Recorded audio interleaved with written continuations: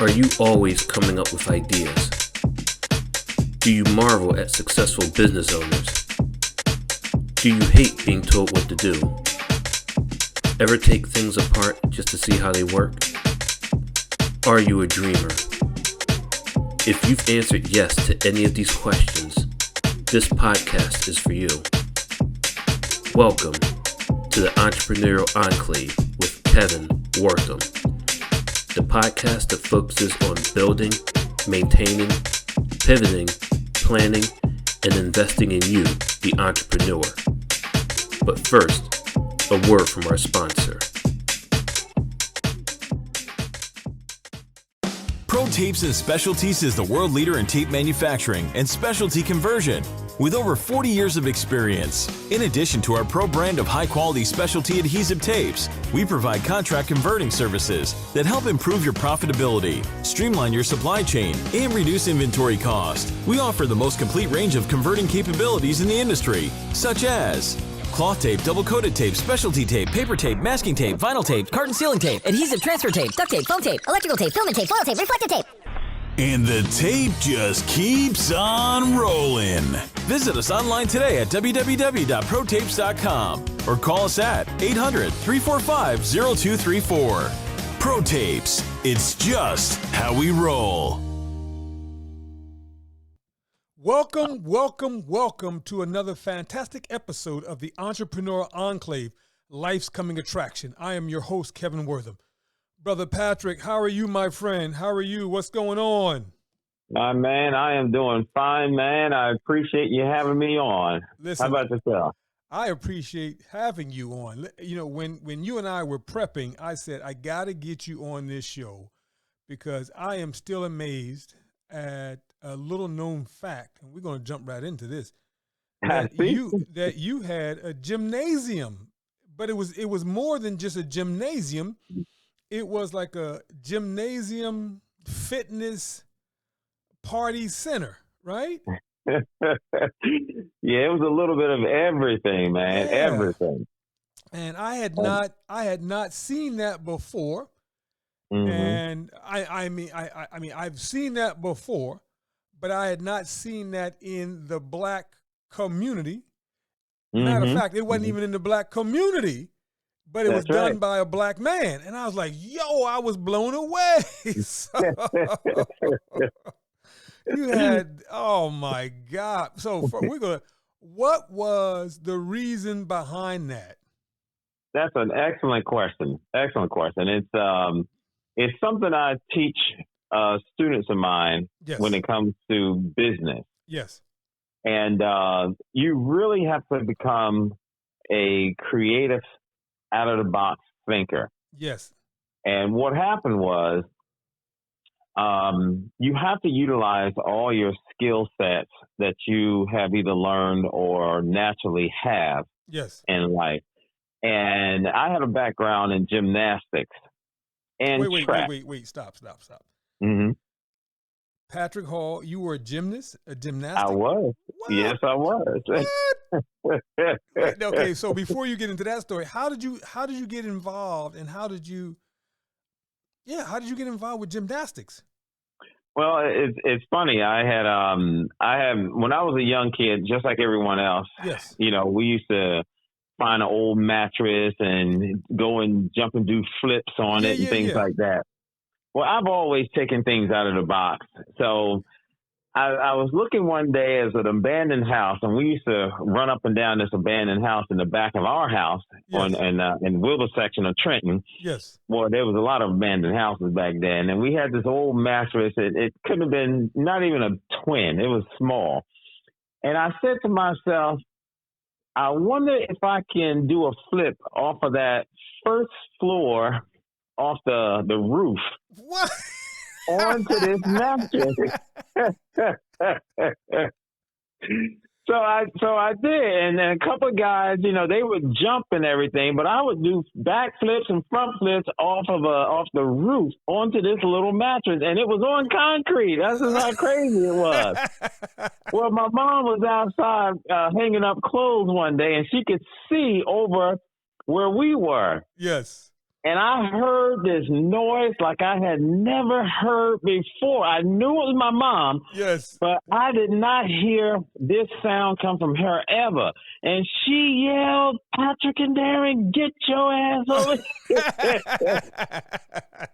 And so she was upset. absolutely. Because she saw the danger, but I didn't see the danger in it. Yes. And my sister said, why don't we put them in gymnastics? And so she put us in gymnastics. My brother Dal, who's a football player and basketball player, he quit in 1 week, and I loved it. Wow. Loved it. Stayed in it, man, and went all the way. And even got a little scholarship to go to Tacoma, Washington for gymnastics. And so that's why part of my high school years was in Tacoma, Washington, and in a gymnastics school. Wow. Now, yeah, you mentioned your brother. Now, your brother wasn't the famous Darryl Hall. Yes, indeed. Yes, indeed. That's him down there. Get out. Come on. Wait. Oh, my God. That's, man. That's all right. How's your brother doing? He's doing well. He's doing well. He's still down in North Carolina, just retired from teaching and coaching, and, something he always loved to do. Well, you certainly give him my regard. You know what, man? Excuse my ignorance. I never put two and two together. My God. Yeah. Wow, your brother was a wrecker for Trenton High, man. Wow. Oh yeah. Wow. Oh yeah. That's all right. Okay. So you do your bit with the gymnastics, right? So I retired at 15 and a half in gymnastics because gymnastic lifestyle is very short. Yes. The life career is very short, and I did all 5 events, but my parallel bar and floor was my best events that I enjoyed. Now let me stop you one more time. Now, now at this time that you're doing this, were there a lot of minorities? Were there a lot of African American men? Oh my goodness, man! I'm glad you asked this question. I was the only one. I was the only one on the team. There was only 3 African Americans in the entire school, and you didn't have to be on the team, so the 2 of them wasn't. I was the only one. Every meet, I was the only one. I hadn't ran into another African American my entire gymnastics career. Wow. And yes, it was highly prejudiced. Yes. And racist, highly. When the other team's coach come over and shake your hand and apologize, what does that tell you? Oh yeah, they're being racist. So yeah, it was very challenging. Very challenging. Patrick, I never knew this, brother. I never knew this. Let's go slower. Let's go slower now. So you're going to school. You're on the team.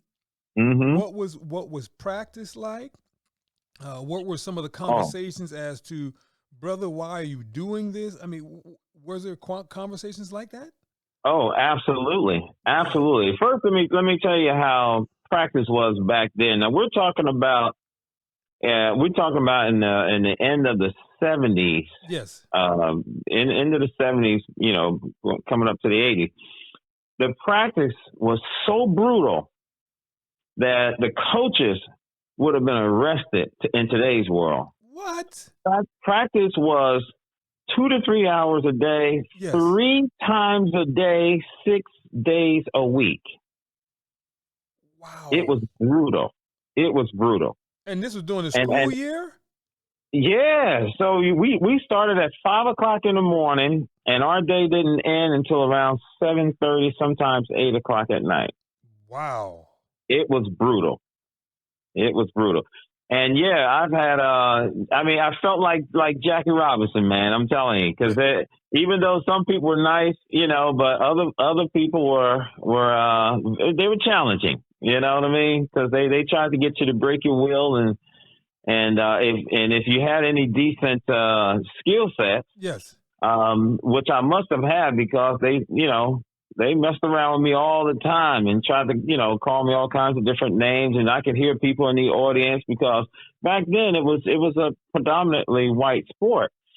And this is during a time where blacks were exceeding in baseball and football, and so they were trying to preserve certain sports. Now gymnastics was one of them. Now, when there was a tournament and your brother would go and your sister would go and your mother would go, were they were appalled as to what they heard? Right?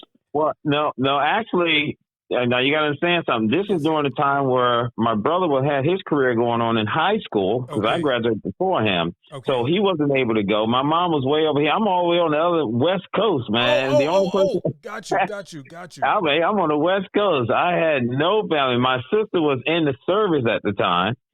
So I don't know, how many she made, but, and most of these tournaments were far away, and you didn't get a lot of parents in these tournaments.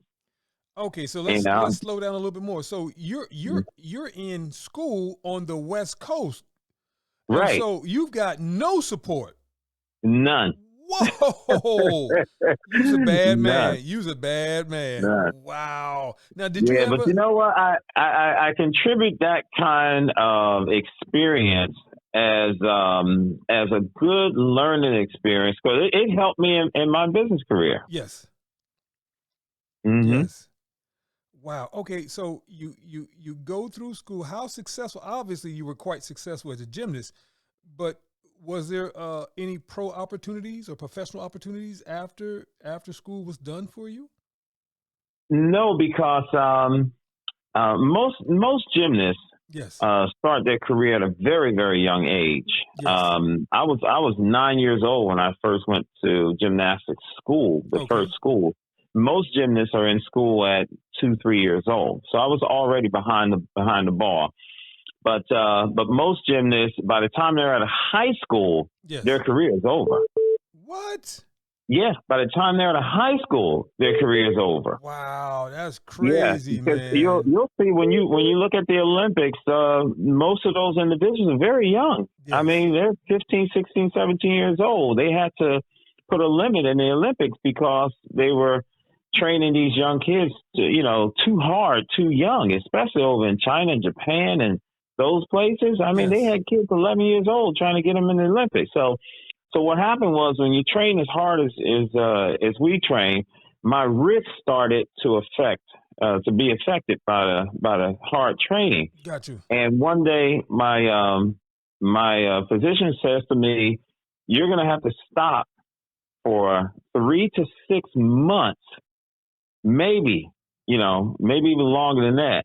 Well, see, that's a death sentence. Yeah. To someone who's trained on that level. Yes. You can't stop for 6 months, Yeah. and come back and that, not in gymnastics, you can't. And so that was it. So I retired at 15 and a half, and I went to, lots of different tournaments that led to, going to the nationals and things like that. But the injuries, prevented me from going any hard. Plus I grew. Okay. And, so height is important too when it comes to being a gymnast. Even for a man? Yeah. Wow. Yeah. I mean, in some cases you can, you can be a certain height and continue on, but mostly when you see gymnasts, they don't have a lot of height. Yes. Yeah, so it affects you as well. But it was so great, man. When I came back, I went to Trenton High. Yes. Trenton High wanted me to graduate in 11th grade. My mom said absolutely not. So I had to stay in school. and I wound up being the gymnastics coach for Trenton High. Okay. I was the diving coach for the diving team for Trenton High. Yes. And I taught the cheerleaders. I taught the cheerleader, and I became a male cheerleader as well. Wow! Yeah, so it was great, man. I had a ball, man. I know that's right. And you know what, Patrick? I've known you for quite some years, and I did not know this. So I'm so glad that you decided to share this with us. Now, listen, obviously, a lot of people know this, but I didn't know that. Wow, the diving coach, the cheerleading coach, and a cheerleader. Yes, indeed, man. I had a ball. Yes, sir. When I came back, I mean, Al Jennings was coaching the gymnastics team, and he said, "Man, you know more about it than I do." So he put me in charge and had me coach him, and I enjoyed doing it, and I've been teaching ever since, man. Wow! So I've been teaching people ever since. You still teach gymnastics? I don't still teach gymnastics, but if I see some kids out there doing some things, I will go out there and teach them all kinds of skills. Wow. Mm-hmm. Wow. Now, you know, up in Newark, and I'm going to mess this up. I think through the Boys and Girls Clubs, they had a program called Flip City. Are you familiar with them? Mm-hmm. I am familiar with them. Okay. And when I used to do some work up in Newark, I used to enjoy seeing them go to the games and do doing I guess halftime or intermission between the basketball game. They would do these thrill-defying, I guess, tricks. I was like, my God! So yeah, we did that for Trenton High. Yeah. What? Okay. Yeah. Now, We did that for Trenton High. Have you thought about doing something like that again? No. Okay. Well, I mean, not you flipping, but right. getting a troop to do so.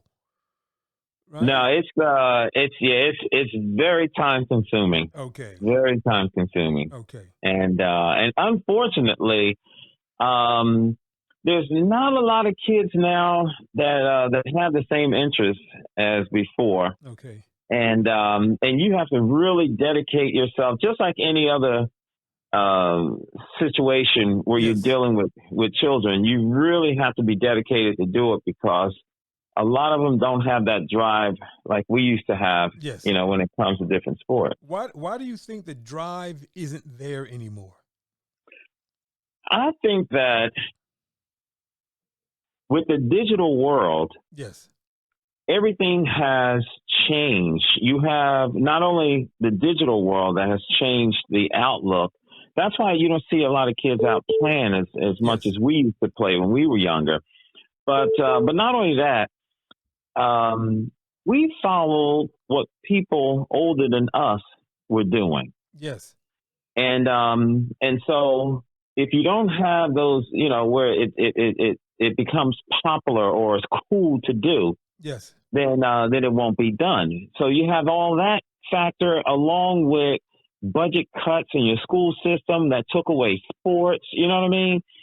Some of the sports we used to do in elementary and in middle school, those things are taken away. Some of those are coming back now, but for a long period of time, they were gone. Okay. So I think all that contribute to it. Now how old? Now, I mean, that's a great answer, and I think a lot of that does hold true. Now, how old were you when you were doing the coaching at Trenton High? I was 16 years old. I was in the end of the 11th grade, 16 years old when I started coaching gymnastics, and I was teaching the divers of the swim team, different techniques for flips. Yes. So I was 16 at the time, and then I did it again the following year when I was in 12th grade. I was 17. Okay, so now we fast forward. I got that. I had to get that background information out there. So now let's fast forward to the first time that you and I were reconnected, and I'm at your gymnastics studio, abode, workshop. I don't know what we want to call it. What was the name of the business?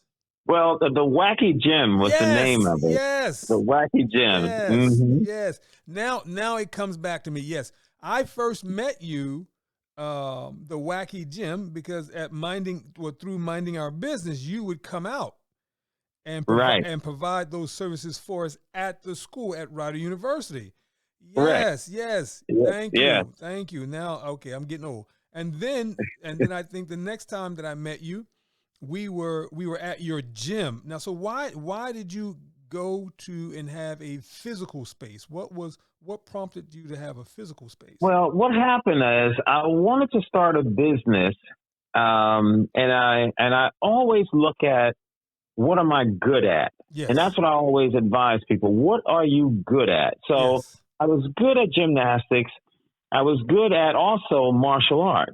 Yes. Okay, so I have a love for that as well. Yes. But I didn't want to start just a gymnastics school because I get bored easy. Okay. If I'm doing the same thing. And I knew I was going to get bored at it. I didn't want to start a karate school because bored. So I said, you know what? I love sports. And so at the time, my wife says, well, why don't you do a combination then? And I thought about that and I said, you know what? I'm going to do a combination of a lot of different sports and games and things like that and mix them all together. And it started off as a mobile school. Yes. And I wanted to, a mobile gym, I'm sorry. And I wanted to do just, daycares where there was younger kids and I can get them at an age where they're flexible and I can really teach them the basics of different sports and this and that. And that's how it started. And then I started realizing when you're working with these children that a lot of them were obese or on the verge of, diabetes and things like that. And I said, wow, I never, it's something we never heard of when we were kids. You didn't hear about a lot of kids being obese and having, threats of diabetes. I'm like, wow, this is, and it's like an epidemic. Yeah. So I said, you know what? I'm going to put this whole thing together. This whole gym, Wacky Gym, is going to be built around exercising for kids, but I can't call it exercise because they won't do it. Yes. That's why I said it's just going to become fun, but they don't know that it's all based on exercise to prevent them from having health issues down the road. Wow. And that's how it was developed. Now, because this is the Entrepreneur Enclave, it's a podcast, and I've got Mm-hmm. to ask this question. Did you put together a business plan? Absolutely. All right. Absolutely. Yeah. Every business I've had, and I've had 57 of them now. Wow. I've always put together a business plan. Wow. And in the beginning, I put it together not realizing the importance of it. Yes. I just heard it from someone one day that you have to do a plan or you're not going to have a roadmap. So I just did it anyway and just became a habit. And thank God it became a habit. Awesome. Without that business plan, you might as well close the doors. Awesome. Thank you. Now, can we expect to see like a Wacky Gym resurgence? Oh, absolutely not. Oh my goodness, man. Let me tell you, first of all, I opened a mobile gym first. I had that for 4 years and I was doing fine, man. Yes. I mean, I was doing great. Yes. And then we had this notion of why don't we open a facility and have people come to us instead of us going to them and this and that.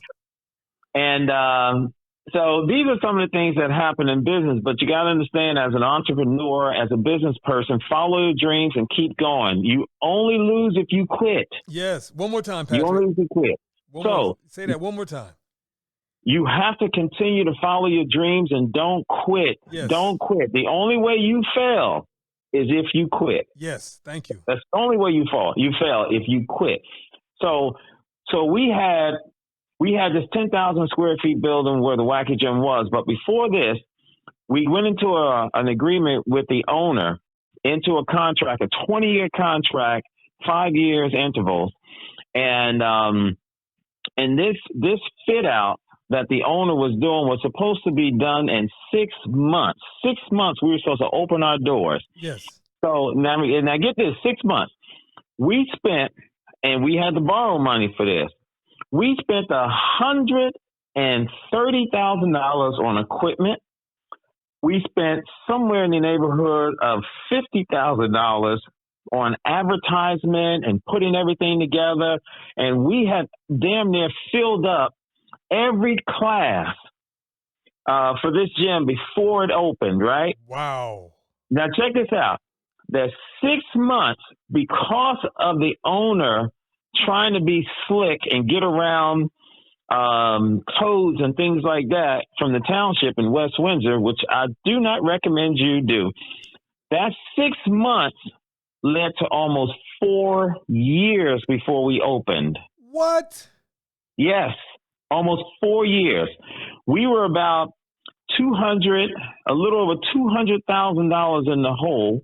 We had to store $150,000 worth of equipment in a storage for almost 4 years.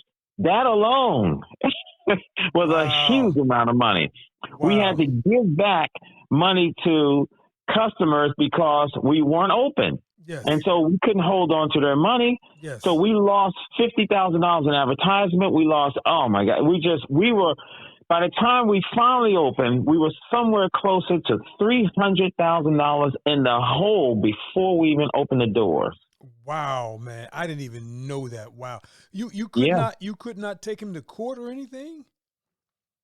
No, because it wasn't something that you could see and say, okay, this is going to be another year. We always thought that, okay, in the next few months, we're going to be open. In the next few months, we're going to be open. Now, the Goddard School was right next to us, and they were going through the same idea. And we had put so much into it. We were $200,000 into it. We couldn't even pull out and say, forget it, we're going someplace else. We couldn't do it. Yes. So we wind up going through what we had to go through. And now get this. We finally opened the doors 4 years later. Yes. 4 years later. And we had an open house, and this is something that I try to teach individuals as well. You got to be creative when it comes to business, or you ain't going to make it. Yes. So we have an open house. We had about 30-something people that come to the open house. Big disaster. We're in the hole.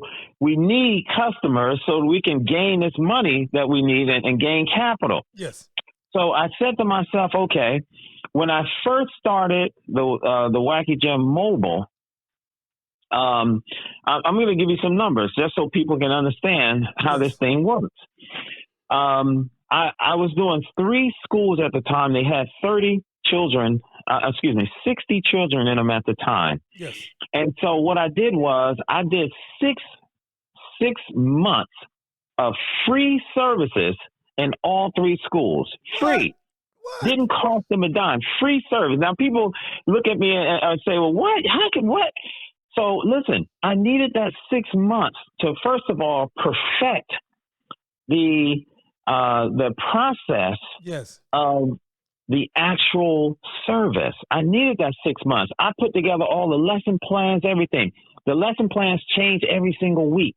There was a different sport, different game, different this, different learning, different that. So I had to do that. That was number one. Number two, I knew that those kids were going to be so addicted to the Wacky Gym. Yes. That when I started charging, which I told the parents, I'm going to start charging, it'll be $40 per month. And the charge is going to happen after 6 weeks. After 6 months. After 6 months, do you think any of those children could have said, no, I'm not going? They had so much fun, they couldn't wait to their day for Wacky Gym. What? When that 6 months was over, get this, the very next month, I started making over $100,000 a year. Wow. The very next month, I started making over $100,000 a year. Wow. Because every single one of those parents paid $40. And I remember it's 60 per school. Yes. 60 kids per school. That's over $100,000 a month. That very next month, I started making money. Now, and it didn't stop from there. I went from that to 66 schools. Now, you know, I got to ask this question. Mm-hmm.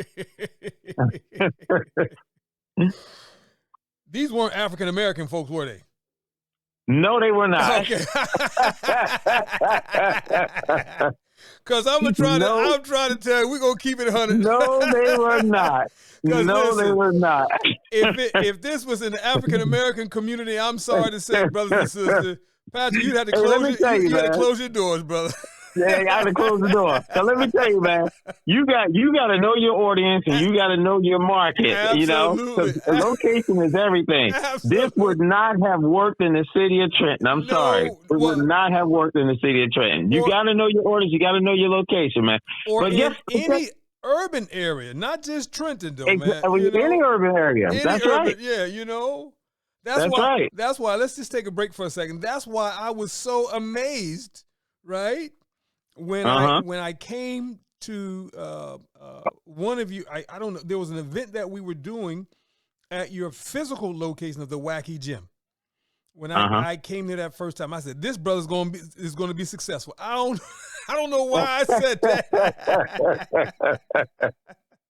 Oh man, but I'm so okay. But go ahead. I'm sorry. Go ahead, brother. But yeah, so let me get back because when that first opening was only 35 people there, I said to myself, okay, I got to do exactly what I did in the mobile part. Yes. So the next one I did, which was 2 months later, I offered a free birthday party to the first 75 people that come through the door. When I did that, almost 400 people showed up. Wow. Almost 400 people showed up. And get this. Yes. There was so many people that signed up for birthday parties after the 75. Yes. That it made up for the 75 free birthday parties. And I was off and running, man. Yes. We was off and running. Yeah. And we did 24 birthday parties a weekend from that point on. Wow, man. Yeah. So, wow. You really have to be creative and out of the box thinker if you want to be a successful entrepreneur. But I'm also realizing from this conversation, got to know your audience, got to know your demographics, man. Yes. You know, because you're out there in West Windsor. Correct. And I guess the household income at that time was probably $125,000, $150,000 a year. At least. Yeah. So they're waiting for you. Once that 6 months is up, they're waiting to pay the $40 a month. Absolutely. You know, and they probably think that's a deal. That's right. Yeah. That's right. Hey, let me tell you something, man. We had kids who. It was a benefit to them because the kids were exposed to every sport. So by the time they got old enough to start rec, they already knew what they wanted. Yes. I want to play baseball. They already knew it. So it saved the parents money. But here, get this. We had these kids for 4 years, from the age of 2, 3 years old until they were 5 or 6 years old. And they had been to the Wacky Gym every single week for 4 years. And the parents have never seen a class but paid that $40 every single month for 4 years. And they never saw like one class. Wow. You see, because you have to know your audience. Our audience was not the parents. Yes. Our audience was the children. Yes. Our target market was the children. Yes. So you have to know your target market. Yes. In order to be successful. Now I've got to ask this personal question. So, anytime. So you open up the Wacky Gym. Do they know immediately it's owned by African American? No. And when and why did you make that decision not to share that with them? Well, one of the reasons why is because I wasn't sure how it was going to be perceived. Yes. And I knew when a black officer who was the first black officer in West Windsor pulled me to the side, asked if he can go into the office. He go into the office. He said, "Listen, no one's going to say this to you." And he says, because I was the first black officer here. Yes. He says, but you are the first black business person in West Windsor. Yes. And I was like, what? He said, yeah. But he says, but you don't see them making a big stink out of it, do you? No. He was the first black cop, and he was riding around on the patrol and everything, and he got this call that there was a suspicious guy on the street. So he's going back and forth. He didn't know they called him on him. Okay. They thought he was impersonating a cop. Oh, wow. They called the cops on the cops. Somebody called the cops on him. Yeah. It was him.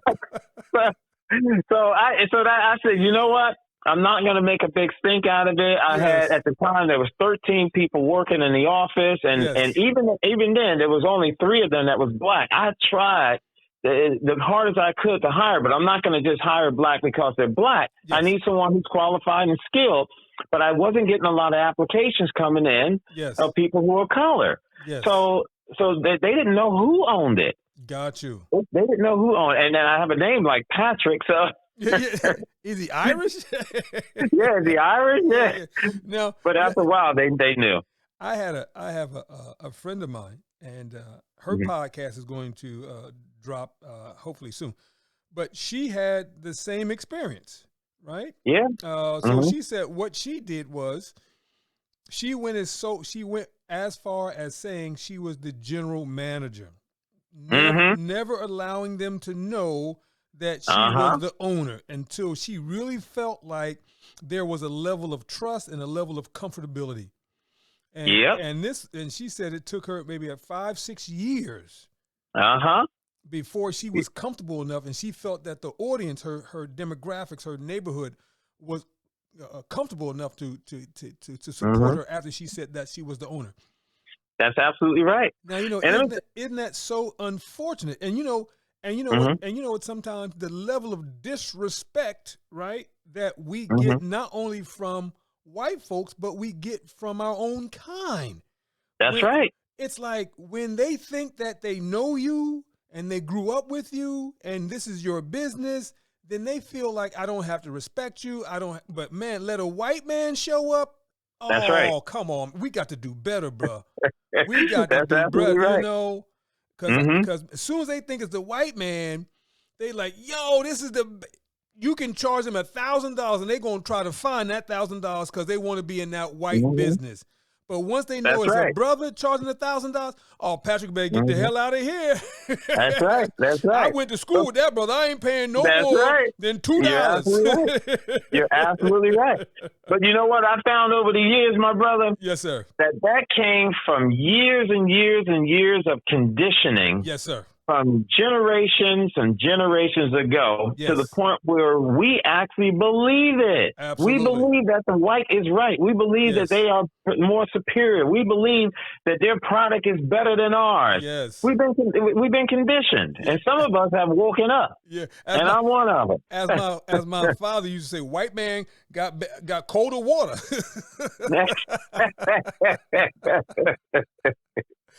My father would say that when he was younger. I never knew that until I got older, Yeah, white man got colder water. It's like, okay.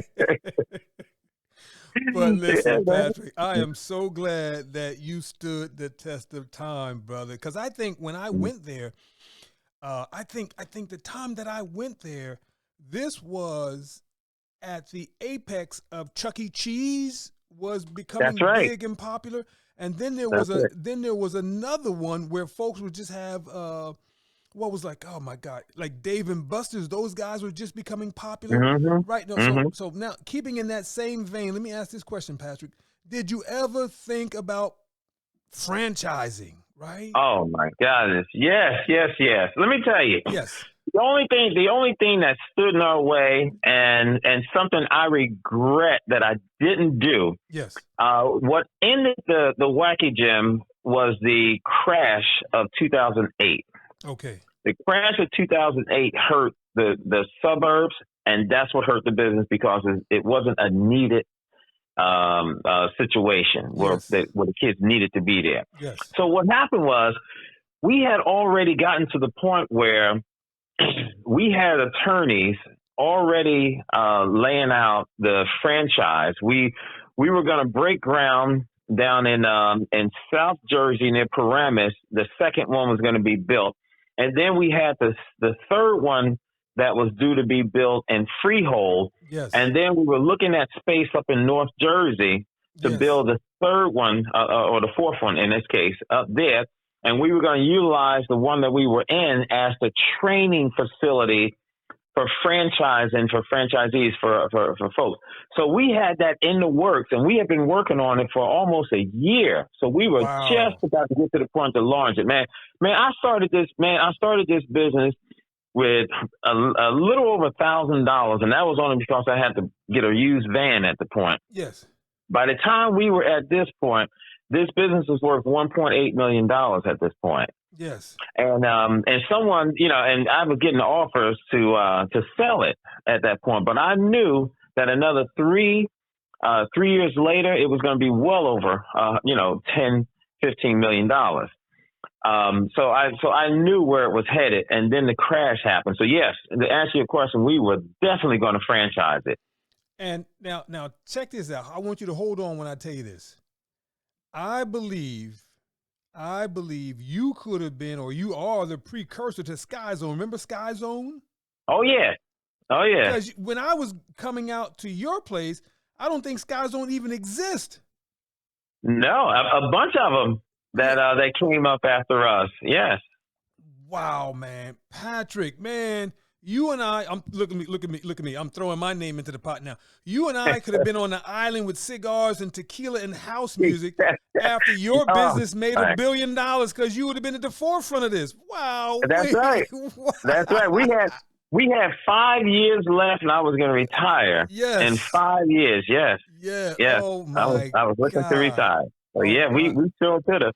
Right. So, and if we could have withstood if we wasn't in the hole, you know, all that income, we could have withstood that period of time and kept going. But we were so far in the hole, we had just got up to about $80,000, you know, left before we would, you know, turn over. And that's when it happened. So, wow, man. Wow. Yeah. Oh, this is But wonderful. again, it's adversity, you know, but what makes a successful entrepreneur is being able to handle that fall and bounce back up and keep moving. Yes. You know, because it's life. That's all it is. Absolutely. And you have to embrace it. So you close the Wacky Gym. Mm-hmm. What's next on your entrepreneurial radar? What do you want to go after now? Well, it's so funny because after that, I started going into the real estate business, getting a couple of houses and, you know, doing some leasing, you know, things of that nature. Yes. And then I took a little break because I didn't like what was happening in Trenton, and I decided I was going to move back into Trenton. I lived in Pennington at the time, so I was going to move back in Trenton, which I did, and run for mayor. Okay. And that's what I did. Wait. So which tea leaves were you reading that you said I've got to come back to Trenton and run for mayor? What were you hearing at that time? Well, I was always continuing, just like now, to support and do things in Trenton. I had a contract with the city, with the recreation department, which I had worked for recreation for years because I used to run all the swimming pools years ago. Yes. And a whole bunch of things would happen, and I could just see the hurt on everyone of my friends and my family, because at the time, Tony Mack had taken over, which is a friend of mine. Yes. He had won the election. Yes. And at the time, I was training the lifeguards, and someone else was supposed to actually run it that summer. And when Tony Mack came in, and, you know, he had his strategy, he had his plans. I don't agree with all of them, but he fired all the directors at one time the first day. Yeah. He went in office. Yeah. And when he did that, that set off a domino effect. Yes. That led to a whole bunch of other people saying, I'm not dealing with this, you know. Yes. So that was the start. So about a year of different changes in policies and this and that, I was saying to a group of guys that we all support, I said, somebody's got to run for mayor because we need to have some different leadership. And I said that somebody needs to be somebody who knows business, because running that position, in my opinion, it's running a business, and it takes someone with a business mind to do it, which is, again, why I think that Donald Trump actually won his election, because people looked at him as a business person. Yes. And that's what happened, and that's the reason why I moved back to Trenton and announced and ran for mayor. Okay. Would you consider doing it again? Absolutely not. I thought you were going to say absolutely. Why the absolutely not? No, absolutely not. I mean, hey, I understand, you know, politics is politics, but corruption and it's the whole system of how it operates is, to me, it's broken. The whole system, not half, the whole system. And no one person is going to be able to turn that around. Yes. Unless you're willing to really put yourself so far completely out there that, you're not coming back. Got you. And I'm not willing to do that. Got you. Mm-hmm. Understood. What advice would you give someone who's looking to run for mayor? And what advice would you give for someone looking to run for either a ward position or at-large position? What advice would you give? That's a good question. That's a good question, because I think it's going to take a team of individuals that are running on the same slate coming in to make a change. So the person who's running for mayor, along with at least 4 individuals that are running for city council, because you need that 4 to pass things. That slate is going to have to be the one. So I would give them an advice that if you don't have a team running together to do it, it's going to be very difficult for you. And that's the most important part of what you do. And all of you guys have to be qualified. What I mean by qualified is that you have to have some experience in government. Yes. And how to treat people, and social justice and things. You have to have some experience, not just be a popular person. Yes. And that's my advice. If you have all that and you have a team, go for it. Yes. I remember listening to a tape. I think it was Eddie Murphy, and these guys were drinking. And they decided to vote for Jesse Jackson. And he said, he won? He effing won? I remember that. Right. So I guess the point of it is just to support your point. You've got to be qualified. It cannot be an ego boost for you. Correct. You've got to know something. There's got to be some genuine love of people, and there's got to be an understanding of business. And it's got to be an understanding of how the government works, right?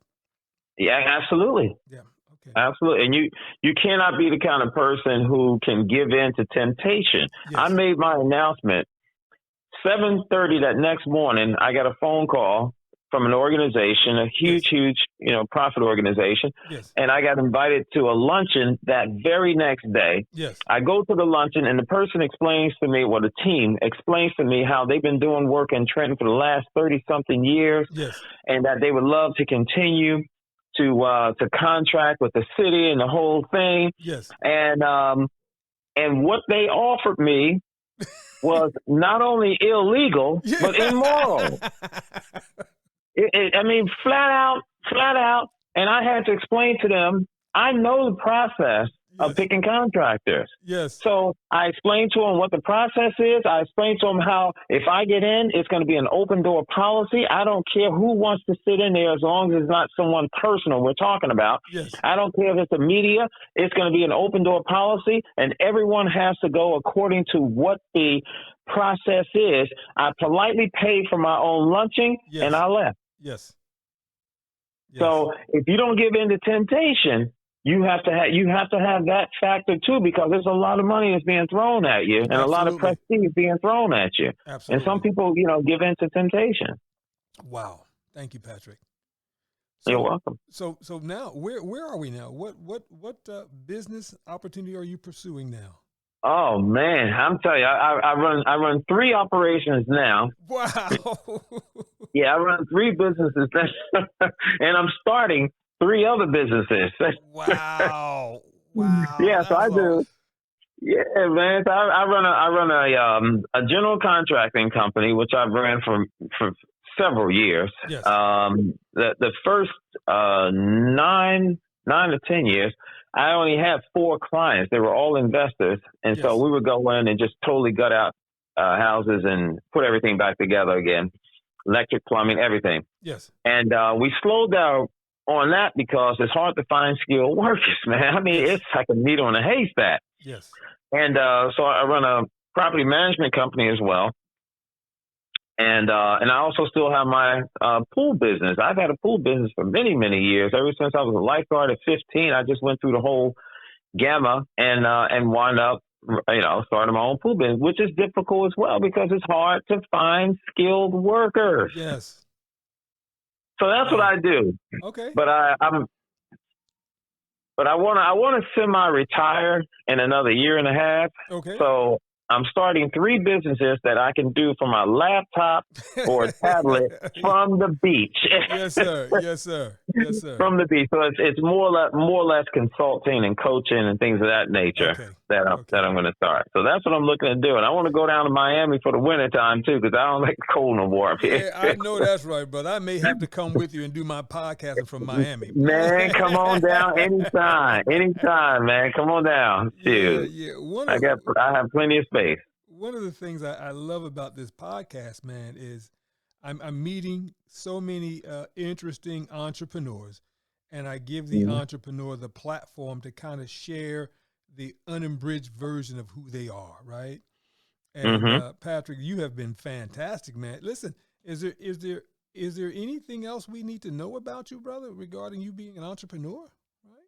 Well, yeah, there's a couple things, but let me just say this too for your audience that are, especially individuals that are just getting started in business because they don't know a little bit.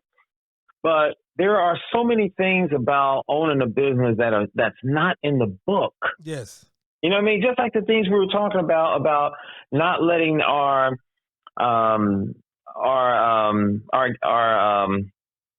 patrons know that there's a black owner here. You know what I mean? That's not in the book. You know what I mean? Yes. There are a lot of things that are not in the book that you have to understand when it comes to business, that if you're thinking outside of the box and you're always pushing forward, you're always being positive, you take every negative and say, hey, don't worry about this. We're going to find something positive, how we can put a spin on this, how we can do this. If you keep thinking in those ways, you'll eventually become successful because your mind won't allow you to stop.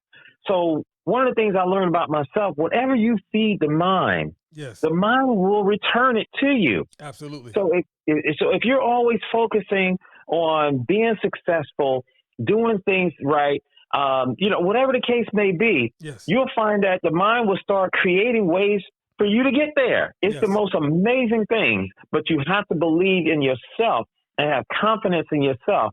And I think that's what helped me to be successful in business, is that I've always believed that it can work out. It can happen. No matter how bad it looks, it can work out. It can happen. I just have to do something different. I just have to come up with something, more creative. And that's what, and that's what you have to do. Wow. I love that, man.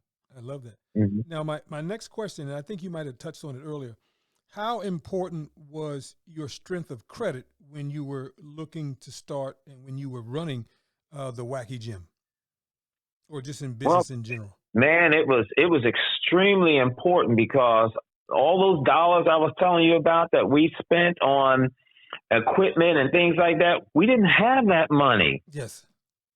And so we had to get we got a house. So, we got a house, and then we borrowed money on the house. Yes. We used credit cards, which I wouldn't recommend to anyone today in today's world. Years ago, yes, but today I wouldn't recommend it. But we had to do all of that along with good credit. Yes.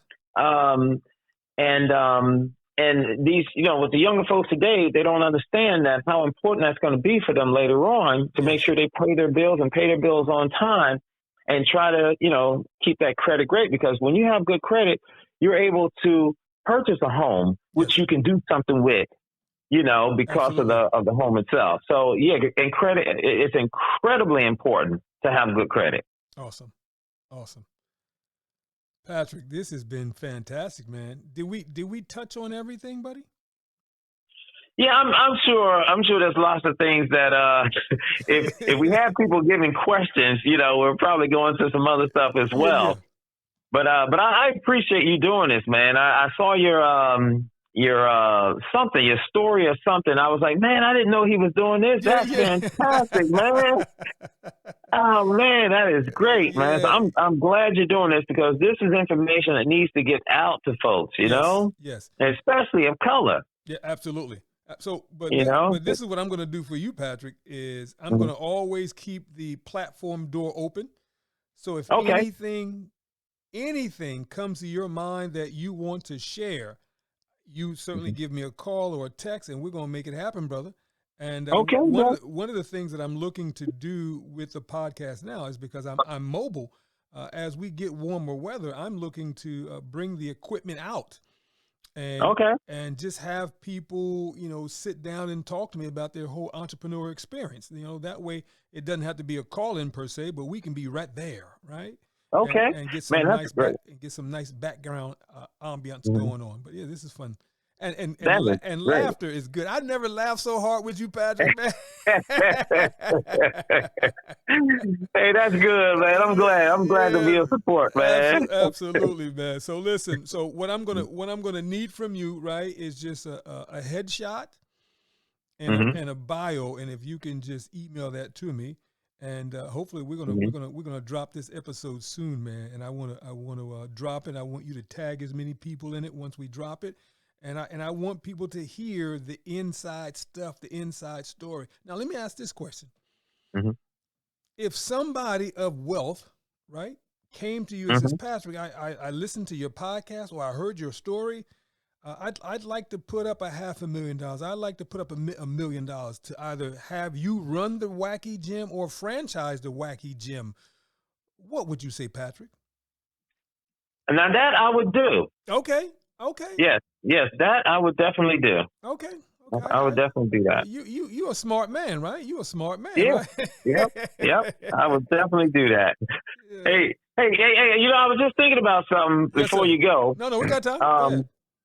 This summer down at Mill Hill Park. Yes. One of the organizations I'm involved with was the African American Culture Collaborative. We're actually in charge of running the Levitt concert series down there. Yes. And this came to mind. We're going to do the series. Actually, the concerts actually start at 5:00. Yes. But we want to have what's called a pre-show, and we want to be able to bring a bunch of people together under different umbrellas, topics. And one of the topics is entrepreneurship and things like that. And it just dawned on me that this would be a great opportunity for you to come out into this network of business owners and people who want to be successful businesses, own successful business and entrepreneurship. This would be a perfect opportunity for you to come out and do some interviews, or even if you wanted to sort of host the whole thing and do whatever kind of imaginations that come to your mind, awesome. Even bringing the kids out, whatever. That would be a great opportunity. Wow, I like that. Now, when you said Mill Hill, you just, we got to talk about our personal business now, man. House music. It is such a treat to be up in North Jersey. I turn around and you behind me. Yes, indeed, man.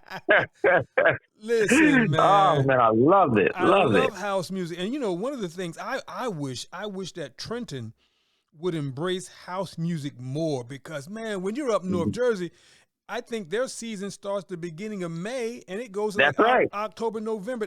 It's like every other day there's something going on related to house music.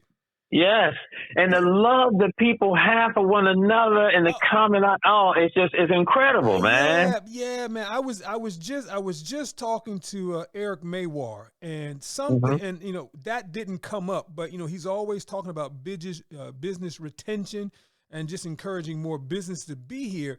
Man, if we did something like every Wednesday, even if it wasn't house music, but even if it was just like jazz or something once a week.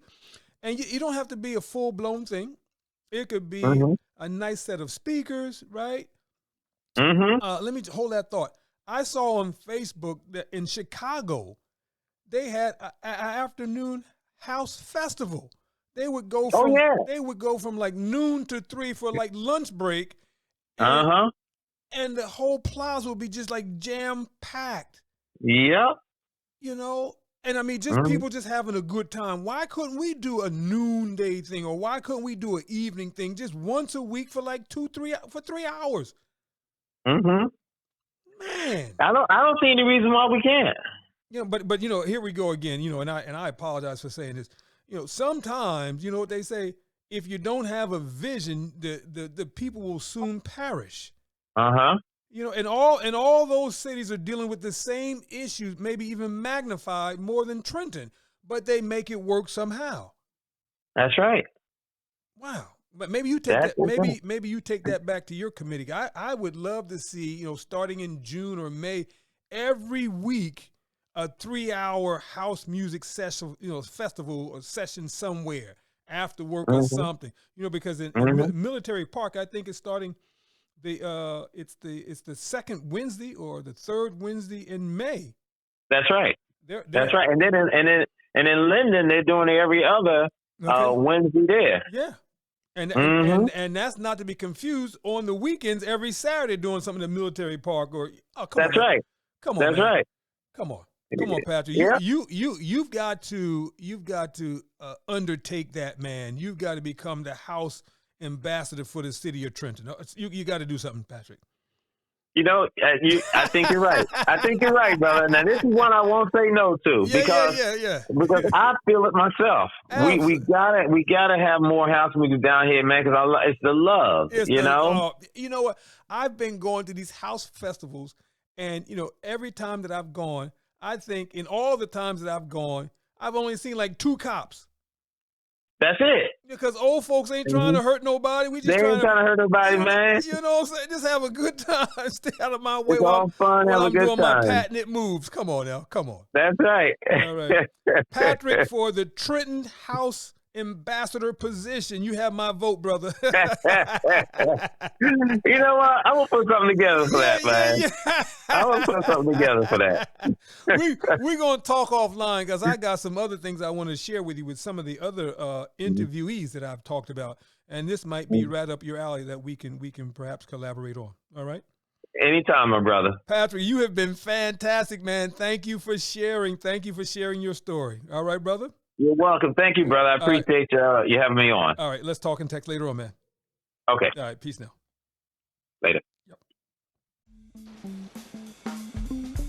That concludes another episode of The Entrepreneurial Enclave with Kevin Wortham, the podcast that focuses on building, maintaining, pivoting, planning, and investing in you, the entrepreneur.